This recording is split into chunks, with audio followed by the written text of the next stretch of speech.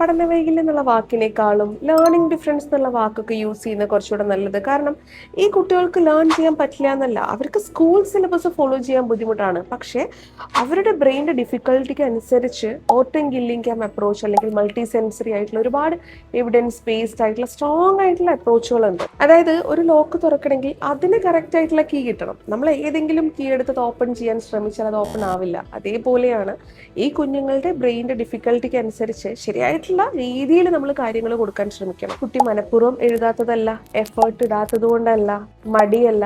ഇതാണ് നമ്മൾ ആദ്യം മനസ്സിലാക്കേണ്ടത്. ഈ കുഞ്ഞുങ്ങളുടെ ബ്രെയിൻ്റെ പഠിക്കുന്ന രീതി വ്യത്യസ്തമാണ്. അതുകൊണ്ട് സ്കൂൾ സിലബസ് നമ്മൾ വീണ്ടും വീണ്ടും ആവർത്തിച്ച് കൊടുത്ത് അവരെ സ്ട്രെസ്ഡ് ആക്കാതിരിക്കുക, അവർക്കനുസരിച്ചുള്ളൊരു പഠന രീതി കണ്ടെത്തുക. അതായത് ലേണിങ്ങിലെ ബ്ലോക്ക് മാറ്റുന്ന കീ നമ്മൾ എക്സ്പേർട്ടിന്റെ സഹായത്തോടു കൂടി കണ്ടെത്തണം.